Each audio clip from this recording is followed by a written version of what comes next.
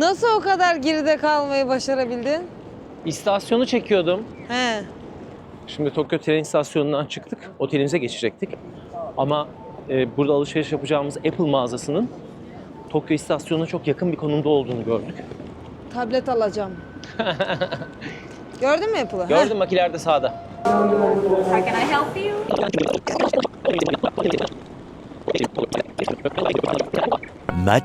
Much later. And can we get tax free? Actually, no. Really? There is no What? tax-free system. I'm sorry. So if you accept the tax-free, so maybe you should go to electronic shop like Big Camera or Yodobashi Camera. You know? So it's a famous one. But Okay. Şöyle oldu haliyle plan. Örneğin Yodobashi Kamera'ya gideceğiz. Yodobashi Kamera da Tokyo'nun en büyük teknoloji marketi. Şimdi otelimize gidelim, üstümüzü başımızı bir değişelim, güzel bir duşumuzu alalım. Daha saat 19:20. Tokyo'da otelimize yerleştik. Yollar boş çünkü Tokyo merkezin biraz dışında. Trenle Tokyo istasyonuna yaklaşık 20 dakika mesafedeki bir yerde kalıyoruz. Galiba Otsuka istasyonu. Tren istasyonuna 5-6 dakika mesafede sadece otel ve Tokyo merkeze 20 dakikada ulaşabiliyorsunuz.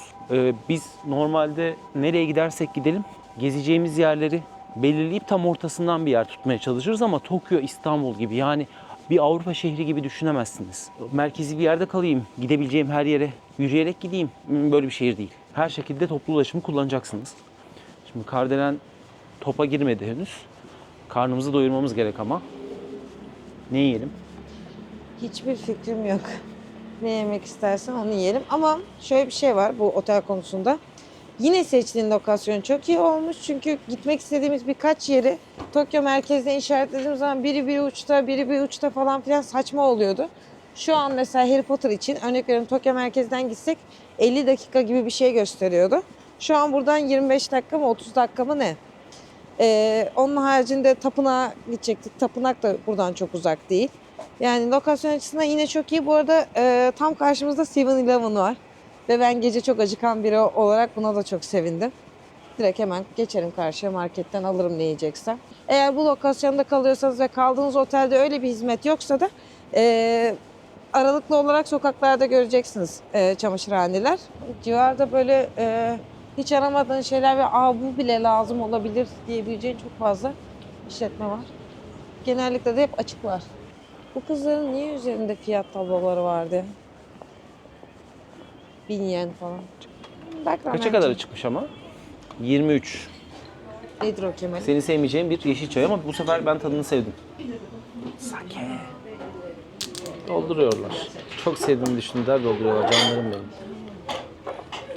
Demek ki çok bitirmemek lazım çünkü bu ikram.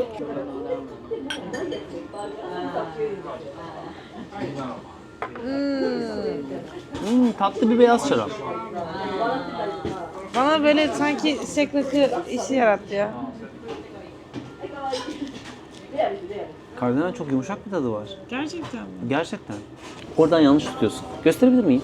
Ha, bunu herhalde şöyle tutuyorlar. Ya ben yedireyim. Hayır. Nasıl? Tam ayarında pişmiş Beğendin. soğuk yumurta. Tamam, güzel. Şöyle bir ramen. Pirinç pilavı üzerinde yine et. Bir ısırık alınmış bir yumurta. Ve sakelerimiz var. Ne kadardı bu unuttum ama. Kemal. Süpersin. Şimdi yavaşça. Bayağı yapabildin işte.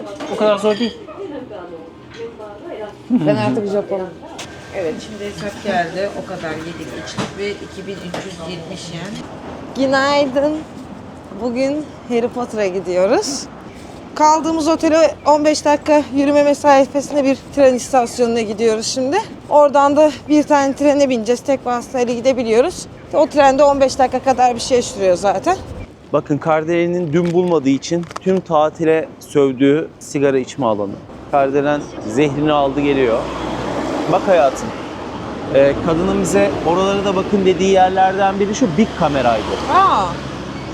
Evet şu anda neredeyiz? Warner Bros. Harry Potter Stüdyo turundayız.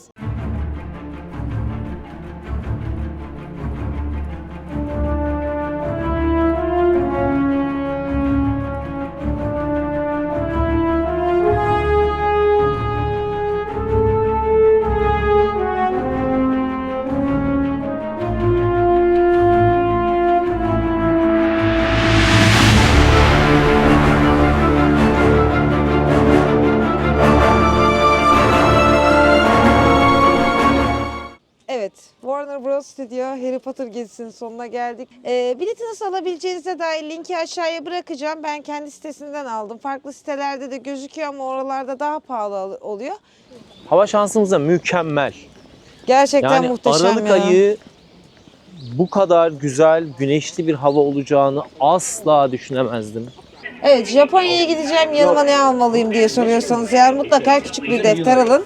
Çünkü gittiğiniz her istasyonda, gezilecek yerde böyle küçük mühürler var. Bunları defterinizde böyle alıp basabilirsiniz. Sonra da ana olarak saklayabilirsiniz. Ben bunlardan bir tablo yapmayı düşünüyorum daha sonrasında bunları defterden sökerek. Japonya'dasınız, bir anda yağmur bastırdı ve şemsiye alsanız nasıl taşıyacaksınız, onunla mı uğraşacaksınız sorusuna buradan direkt şemsiye kiralayabiliyorsunuz. Çok iyi bence. Tokyo'da bir kameranın ana mağazasındayız. Galiba en büyük mağazaları burası. Şimdi burası Ikebukuro istasyonunun hemen yanında. Burada devasa 5-6 katlı bir binası var. Fiyatlar Apple'la aynı. Yani Apple Japonya'daki fiyatlarla bir kameradaki fiyatlar birebir aynı ama %10 vergi iadesi alabiliyorsun. Aklınızda bulunsun, Japonya fiyatları Amerika fiyatlarıyla aynı ama Japonya'da bir avantajınız var. Japon Apple fiyatlarına satış yapıp %10 tax free sağlayan mağazalara geldiğinde siz bir anda dünyanın en ucuz Apple fiyatlarına belki de ulaşıyorsunuz. Tokyo'da Akihabara tren istasyonundan çıktık ve karşımızda bildiğim kadarıyla dünyanın en büyük elektronik marketi Yodobashi Kamera ya da Yodobashi Akiba. Ne yapıyorsun? Şu anda ekranıma bir şeyler geliyor, onlara yumruk atıyorum. Çok iyi. Burası beni batırabilecek olan yer. Buradan koşarak kaçmak istiyorum. Çünkü burası Nikon, Canon, Sony, Panasonic gibi aynasız kameraların cenneti. Benim elimdeki fotoğraf makinesiyle değiştirmeyi düşündüğüm bir model var aslında ama neyse ki bildiğim kadarıyla burada daha pahalı. Yani Nikon'un Amerika'dan daha pahalı olması bana biraz garip geliyor. Enteresan bir bilgi, malumunuz Fujifilm bir Japon markası. Ama Fujifilm Türkiye nasıl oluyorsa Fujifilmleri gerçekten de Türkiye'de daha ucuza satıyor. Ya bunun için müteşekkiriz ancak hala kafam basmıyor. Yodobaşı'ya ilk girdik, istediğimiz bilgisayarın en üst modelini aldık. Çünkü Ondan o sonra yoktu, dedik diğeri ki- yoktu. Ondan sonra dedik ki tamam biz açtık artık kendimizi, bir şey almayacağız dedik. Sonra bir daha girdik, bir bakalım başka neler var diye. Bu sefer ben sanal gerçeklik gözlüğü gördüm. Dedim ki bunu da alalım, söz başka bir şey almayacağız diye. Koşarak kaçtık, şimdi dayanamadık, geri girdik. Bu sefer gerçekten bir şey almayacağız. Ki benim böyle şeylerde hiç hevesim yok Kemal, biliyorsun aslında. Ben hiç böyle şeyleri şey yapmam aslında ama çok güzel. Şimdi bunun bir fişi oluyor. Bunu evimizin yani bizim sonuçta klozetlerimizin yanında kolay kolay priz olmaz. Bir tesisatla taşımanız gerek elektriği ve taharet musluğunu aslında bir dirsekle bağlamanızdan ibaret bunun montajı. Tabii şeyi bilmiyorum. Klozet ebatlarımız ne kadar evrensel ve ortak. Eğer ev bizim olsaydı bu düzene kurulurdu. PlayStation Pro. Çok anlamıyorum ben. 119.000 yen ama bundan %10 düştüğünüz zaman 108.000 yenlere falan gelecek. Tokyo'nun merkezinde vakit geçirmeden dönmek istemiyoruz, hiç kuşku yok ki. Şimdi bir kez daha Tokyo istasyonuna geldik. Tam merkez istasyonunun karşısında buz pisti var. Küçük bir buz pisti. Yine de çok özendik ama bacaklarımız o kadar kötü durumda ki kesinlikle kayamayacağımızı biliyoruz. Marunouchi Street Park'mış buranın adı. Yılbaşı ışıkları herhalde. Sürekli böyle ışıklı değildir diye tahmin ediyorum. Anladığım burası Tokyo'nun alışveriş caddelerinin başlıcalarından biri. Yani başlıca alışveriş caddesi, Tokyo'nun alışveriş caddesi. Bu tanımları Tokyo için kullanmak belli ki zor. Çünkü çok fazla var benzer yer. Japonya'dan yeni bir günden merhaba. Bugün yine Tokyo'dayız. Bugün birazcık uyuduk. 8 gibi kalktık. Normalde hep 5.30-6 gibi kalkıyorduk. Bugün Kemal günü. Günü komple Kemal planlayacak. Nereye gidiyoruz şimdi Kemal?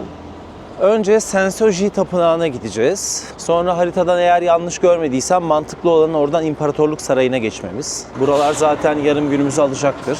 Artık öğleden sonra da Shibuya bölgesi ve çevresini gezeceğiz. O meşhur kavşağı biz de görmek istiyoruz. Artık son güne bıraktığımız kardelen sevmediği için sadece bir kez gideceğimiz sushi restoranına gideceğiz ve Japon barbeküsünü deneyimlemeye çalışacağız. Birini öğlen yemeği, birini akşam yemeği olarak. Asakusa'dayız.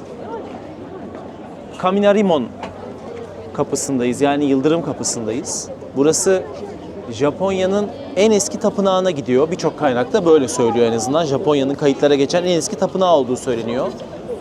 Tabii böyle olunca Tokyo'nun kalabalığına turist kalabalığı da, ayrıca burayı görmek isteyen Japonların, yani yurt içi turistlerin kalabalığı da eklenince oldukça kalabalık gerçekten de bir görüntü ortaya çıkıyor. İnsanlar tam bunun altında fotoğraf çekiliyor. Hızlı hızlı herkes 2 poz çekilip çıkıyor. Kemal de diyor ki senin fotoğrafını çekeyim. Ben 2 pozda duracak insan mıyım? Ay Kemal'imi yine kaybettim. Kamilarimon kapısında sizi 2 koruyucu heykel karşılıyor. Bu heykellerden bütün Budist tapınaklarında var. Doğu-batı aksında yanlış söylemiyorsam yerleştiriliyorlar. Yüz ifadeleri birbirinden farklı oluyor. Alıp başımızı gitmiyoruz Kardelen Hanım. Ben de seni arıyordum. Burada bir sürü hediyelik eşya satan yer var. Burası tapınağın arastası. Bizde de var aynı gelenek. Yani tapınağın hayatta kalması için buradan toplanan gelir kullanılıyor. Çok güzel değil mi ya? Sensoji Tapınağı'nın hemen yanında daha küçük Asakusa Tapınağı var. Bu iki tapınak ayrı tapınaklar. Daha küçük bir tapınak Asakusa. Sensoji Tapınağı ise Japonya'nın bilinen en eski tapınağı kabul ediliyor. Rivayet o ki bir gün nehirde bir tanrıça heykeli buluyor 2 kardeş. Sonra nehre geri bırakıyorlar. Bu defalarca tekrarlanıyor ve bir bakıyorlar ki o tanrıça heykeli her seferinde bıraktıkları yerde yeniden karşılarına çıkıyor. Onlar da bunun kutsallığına atfen bu noktadaki ilk yapıyı, ilk tapınağı inşa ediyorlar. Tabii yüzyıllar içinde bu büyüyor, yenileniyor. Bu tapınağın bilinen tarihi 1524 yıl ya da 1500 yıl diyebiliriz. İşte böyle bir işiniz olursa hiçbir şey araştırmanıza gerek kalmıyor. O size her şeyi anlatıyor. Çok genel geçer bilgiler bunlar. Kitabi bilgiyi videoda vermeye ben inanmıyorum. Kendim de okuduktan sonra veya izledikten sonra zaten unutuyorum.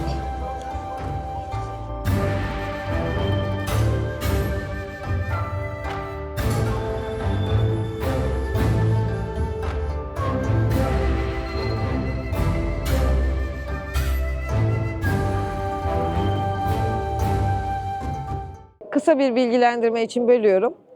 Ben böyle pasaport boyutlarında bir defterle geldim yanıma damgaları vurmak için. Ama böyle tapınaklarda büyük damgalar veriyorlar. Yani böyle benim gibi küçük defterle geldiğinizde böyle büyük sayfa olarak alabilirsiniz. Ama yine böyle bir ajanta boyutunda bir şeyle gelirseniz kendi defterinize de çiziyorlar. Bunlar ücretli oluyor, bilginiz olsun. 500 yen verdik buna. Aşağı yukarı zaten 300 ila 500 yen arası ücretleri oluyor. Aha barbekücü. Bugün Kemal günü olduğu için bizi kendim pişir bir etçiye getirdi. Alıyorum. Hızlı bir şekilde şöyle. 你到时候你几个来约个来咱 Ay minicik ızgarası varmış bu çocuğun. Öyle koyduk. Bu Japon turşusu. Chopstick böyle tutulmuyor biliyorum ama ben böyle tutmayı tercih ediyorum. Şimdi ilk etimizi bir deneyelim. İlkin günah olmaz diyorum. Ben eti çiğe yakın yiyorum. Bir kere yanlış tarafıyla tutuyorsun eti ama neyse zaten. Chopstickleri yanlış kullandım. Hayır bak bu Hayır, işte. neyse Bak değil. yuvarlağı burada. İyi mi? Japon barbeküsü, yakiniku deniyor. Bizdeki kendin pişir kendin yenin küçük mangallı versiyonu bildiğiniz. Memnun musun yediğinden? Evet, az evvel ekran açılmamıştı. Şöyle göstereyim. Buradan sipariş veriyorsunuz. Böyle seçeneklerinizi değiştirebiliyorsunuz falan. Böyle seçtiğinizi direkt sipariş olarak veriyorsunuz zaten. Direkt ekleniyor sepete. Sonra sipariş ver seçeneği çıkıyor ve geliyor direkt. Evet, Japon çubuğu. Bu chopstickler böyle tutuluyor arkadaşlar. Chopstick'i bence ters kullanıyor arkadaş ama çok önemli değil. Öyle rahat Canımın ediyorsa. içi. Chopstick'in yanlış bu- tarafını kullanıyorsun. Biz Anlatamadık orayı. sana. Hayır. Sen chopstick'in yanlış tarafını kullanıyorsun, bu tarafıyla tutuluyor. Yanındaki Japon arkadaşa bakar mısın? Neymiş? O da yanlış tutuyor. O da yanlış tutuyor. Japonlar da yanlış tutuyor arkadaşlar. Bu Japonya'da geldiğimiz en iyi yer. Çünkü niye et? Kardelen gelmeden önce ben kendim pişirmeyi sevmiyorum. O yüzden barbeküyü sen pişirsin demişti. Şimdi hakikaten düzenek çok basit. Çok da eğlenceli. Önünüzde küçücük zaten gösterdiğim gibi bir ateş var. Gazlı ocak. Ateşin derecesini ayarlıyorsunuz. Pişme derecesini ayarlıyorsunuz etin. Kendi sevdiğiniz usule göre. Şimdi kendi kendine pişiriyor, yiyor. Japonya İmparatorluk Sarayı'na gitmek üzere metro hattını kullanıyoruz. Şimdi zaman zaman bizim aklımızdan çıkıyor hangi istasyonlarda ineceğimiz. Nihonbashi istasyonunda ineceğiz. Biraz önce de gözüktüğü üzere eğer aklınızda tutmakta zorlanıyorsanız bizim gibi yukarılarda G16, G15 diye ayrıca durak isimleri, duraklar kodlanmış durumda. Mesela biz G11'e gidiyoruz. İneceğimiz durağın ismini karıştırmamak için sadece G11'de ezberimizde tutsak gayet yardımcı olacak. お近くの警察官に気軽にお声掛けをしてください。 Japonya İmparatorluk Sarayı'nı ve içinde bulunduğu o devasa bahçeyi gezmeye gidiyoruz. Japonya parlamenter monarşi ile yönetiliyor. Yani bir başbakan meclisi var. Ama imparator temsili görevini sürdürüyor. Yaşamaya devam ettiği bildiğimiz kadarıyla sarayda belli kurallar dahilinde ziyarete açık. 宮内庁からお願いいたします。持ち主のわからない荷物など Japonya'da sadece sakura mevsimi değil, sonbahar da çok güzel diyebilir miyiz Kardelen Hanım? Evet, Facebook annesi oldum resmen. Habire ağaç çekiyorum ya. Tamamen ücretsiz bir şekilde giriyorsunuz. Söyledik mi bilmiyorum ama. Zaten burada çok az bir şey için ücret ödüyorsunuz yani. Ulaşım Pesmo diye bir şehir kartı var. Onunla daha ucuza getirme şansınız var. Ne kadar gezeceğinizi iyi planlarsanız. Ya ama taneli tiket aldığımızda da çok pahalıya gelmiyor. Bir biniş ortalama 40-50 lira yine de. Yani evet 40-50 lira gibi bir rakam oluyor.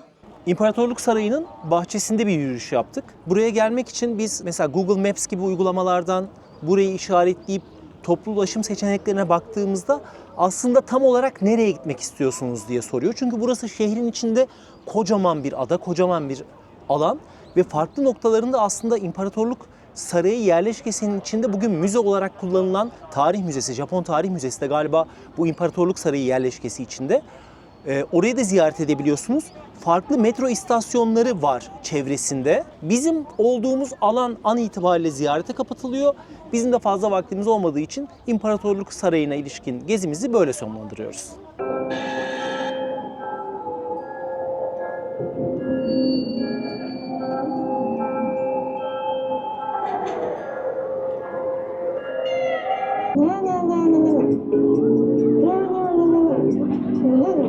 Ayakkabı fiyatlarına bakalım olmasa. Hadi. New Balance'lar varmış. New Balance'lara bakalım. 12.000 yen 3.000 lira. Bu da yine tax free ile 11.500'e geliyor. 3.000 lira diyebiliriz aşağı yukarı. Gerçekten mi? Evet. Çok iyiymiş. Ve Japonya'da taklit ürün satışı kesinlikle yasak. Ondan çok emin olabilirsiniz. 9.790 yen yani. 2 küsür çünkü vergi iadesi olacak. Aa bak buradan Godzilla çıkıyor gel. Godzilla maketi zaman zaman ağzından ışık çıkartıyor. Ve ses tabii ki. Shinjuku taraflarındayız şu anda. Buranın adı da zaten Kabuki. Godzilla Road.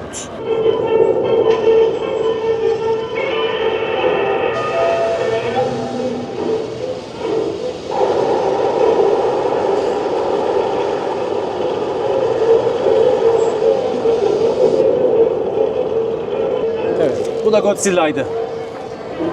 Bu da böyle bir şey işte. Çok hareketli ya sokakları. Çok Şu ne? Japonya'da cinsiyet eşitliği, kadın bedeninin metalaştırılması gibi batılı kavramlar pek sallanmıyor. Dolayısıyla burada yetişkin içeriği adı altında her türlü porno, seks şov ve benzeri sokakta da fuhuş gayet yaygın. Yani fuhuş yasal olmayabilir belki ama diğerleri zaten yasal. Yani Japon toplumu teknolojik açıdan çok büyük inovasyonlara imza atmış. Hala Çin'in de ötesinde sanayileşmiş, markalaşmış, markalar yaratmış bir ülke ama bir doğu ülkesi. Bunu birçok yerde algılayabiliyorsunuz. Tokyo'daki son akşamımızda bir sushi restoranındayız. Şu roller, yani bunlar elle yeniyor arkadaşlar. Ama Kardelen inatla Ben çubukla tutmayı öğrendim. çubukla yiyecek. Ben sushi seven bir insanım ve çok güzel. Şimdi sushi sevmeyen insan için eziyet olabilir. Yani çok iyi bir yerde sushi yediğimi daha önce söyleyeyim mi? Avrupa'da falan gidip yemişliğimiz var ama Belki de soya sosu bana güzel gelmedi. Bir daha deneyeceğim. böyle bir tabak Yaklaşık 1800 yene geliyor. Yaklaşık 400-450 lira. Türkiye'de bunları fast food restoranlarda veriyoruz. Sushi'ye karşı son derece ön yargılı olan Kardelen'e soralım. Bir daha yemem. Şimdi Japonların, yerellerinin takıldığı bir sokaktayız. Reyhaneler Sokağı diyebiliriz sanki. Evet, birazcık öyle bir yer. Adı da şöyle bir şey. Omoide Yokocho. Omoide Yokocho. Burası Shinjuku istasyonunun hemen yanında bir sokak, daha doğrusu birbirini kesen birkaç sokaktan oluşan bir bölge. Bizdeki Nevizade gibi. Evet. Şöyle göstermeye çalışacağım ama gösterecek inanın çok fazla bir şey yok. Zaten şöyle bir görünce anlayacaksınız. Bakın dükkanın tamamı bu. Oldukça minik bir yer. Direkt böyle mangalınız önünüzde size etinizi pişirip veriyorlar. İşte bira ya da yeşil çay içebiliyorsunuz. Ben yeşil çay tercih ettim. Kemal'in bira içiyor. O da böyle, yanında da minik bir tane sosu var. Şöyle bu gösterdiğimiz şiş ve yanındaki sosu yaklaşık 240 lira. Ama diğer üç parça olan zaten daha ucuz etler, domuz eti, tavuk eti vesaire. Vesairenin ne olduğunu gerçekten bilmiyorum. 200 lira. Yani şu gördüklerinizi içecekler hariç 450 liraya yiyoruz. Bir dana şiş. Normalde ben kuzucuyum. Danayı da sert bulurum. Özellikle şişte ama güzel yapılmış. Hiç de kurumamış. Gayet de rahat yedim. Şimdi tüm kahve severler toplanın. Muhteşem bir öneride bulunacağım. Omoide Yokocho sokağının hemen yanında Coffee House diye bir mekan var. Muhteşem kahve yapıyor. Burada içtiğimiz her kahve yanıktı. Starbucks, Costa falan hepsi maalesef ki kahveyi yakıyorlar. Buraya geldiğimden beri, Japonya'ya geldiğimden beri ilk defa yanmamış enfes bir kahve içtim. Kahve demleme teknikleri de çok güzel. Onu da kısa bir video olarak aldım. Sadece kahve ve tatlı var içeride. Kesinlikle denemelisiniz. Yani buraya geldiğimizde nerede kahve içeceğiz? Bütün hepsi yanık bunların derseniz kesinlikle gelin. Japonların en duygusal olduğu konulardan biri adeta ulusal bir simge haline gelen, hikayesiyle de duygulandıran Hachiko'nun, köpek Hachiko'nun heykeli Shibuya istasyonunun Hachiko adı verilen çıkışında yer alıyor. Burası aynı zamanda o ünlü çapraz yaya geçidinin olduğu yer. İşte dünyanın en kalabalık yaya geçidi kabul edilen Shibuya yaya geçidi burası. Özellikle işe giriş saatlerinde ve çıkış saatlerinde binlerce insan aynı anda karşıdan karşıya geçiyor. Şu anda artık saat akşam 9.30, haliyle o kalabalık biraz azalmış durumda. Ancak birbirini çaprazlama kesen 5-6 tane yaya geçidinden aynı anda yüzlerce kişi şu anda geçiş yapıyor. Yine de abartıldığı kadar enteresan bir görüntü olduğunu düşünmüyorum. Kesinlikle katılıyorum sana.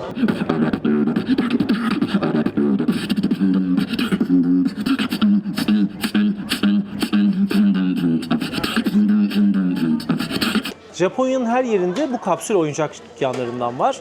Kapsül oyuncaklar, çeşitli animeler, çizgi filmler, bazen filmler, onlara dair karakterlerin yer aldığı toplar var. İçinden ne çıkacağını bilemiyorsunuz tabii. Birazcık şans oyunu gibi. Ben de Peanuts, yani Snoopy'yi çok sevdiğim için şimdi bakalım bana hangi karakter çıkacak. Sadece 100 yen kabul ediyor bu makineler. 300 yen benim alacağım şey. Attıktan sonra bunu çeviriyoruz ve bir şey düştü. Şimdi bu kapsülün içinden bakalım ne çıkacak. Hiçbir şey çıkmadı. Çok saçma sapan bir şey çıktı. Arkadaşlar bayağı dandiri bir şey aldım. Para tuzağı bu. Hiçbir fikrim yok. Biriana Gigante diye bir şey beğendi. Bu da yaklaşık 400 yen. Aşırı sevimli görünen bir kumar makinesi. Dur açma. Benim tahminimce ya üçüncü çıkacak ya beşinci çıkacak. Üçüncüyü göster. Sarılı olan. Tebrik Sence ediyorum. hangisi? Sarılı çıktı zaten. Gerçekten mi? Evet. Ya benim 6. isim çok kuvvetli ya. Tokyo'da son saatlerimiz, otelden ayrılıyoruz. Giriş yaptığımızda çok yorgunduk ve hava karanlıktı. Odayı daha iyi göstermek için gündüzü bekledik. Dedik ayrılırken çekeriz. Şu anda Kardelen altından görünmemek için sürünerek geçiyor. Toto klozeti ve perdeli ama güzel bir küveti var. Bu odada aynı zamanda küçük bir mutfak var. Burası sigara içilebilir bir oda. Böyle bir konsept var burada. Kapalı alanlarda sigara içilen, içilemeyen diye ayrılmış. Kapalı alanlarda asla sigara içilemez diye bir kural yok. Evet, şu anda Mitsui'de bir outlet'teyiz. Havaalanına giderken yol üstü bir outlet. Sadece 1 saat vaktimiz var. O yüzden hızlı hızlı geziyoruz. Umarım beğendiğimiz bir şeyler olur. Kolombiya'dan başlarız. Bakın mesela 9.000 yen galiba bunlar. Şu yaklaşık 2.200 lira gibi bir ücreti var. Bu seri, şu gördüğünüz 10.780 yen. Bunlar şu ikisi 9.086 yen. Çok uygun. Narita Havalimanı'na yakın burası ama Hanada galiba diğer havalimanının adı. Hanada'ya da buradan otobüs var. Mesela 10.000 2.500 lira. Şu yaklaşık 2.000 lira. Şu 2.000 lira. Şu da 2.250 lira. Bak, yani şu ayakkabı mesela 6.000'i 4'e 1.500 lira. Şu Nike yaklaşık 900 lira. Çeşit çeşit bir sürü Nike, Sweat hepsi de 1200 liraya falan tekabül ediyor. Nike'larda sadece tekstili yokmuş, daha iyi uğraşmayız. Aa, oldu mu? Aha 2.500 lira. Çok da güzel oldu bence. Ayakkabı çok güzel değil mi? Evet, 2400 lira bayıldım. bu ayakkabı. Beğendim. Sen de bir şey alıyorsan al hemen. Ben beğendim ama. Çok en pahalısını beğendin değil mi? Evet, Mitsui'den çıktık. Havaalanına gitmek için bir otobüse bindik. Kişi başı 300 lira falan da gayet uygun. Havaalanı buradan yarım saat gösteriyor. Çok büyük. Çok büyük. Çok Tokyo mu? Yani sadece Tokyo değil, genel olarak her sokak farklı bir şey gerçekten.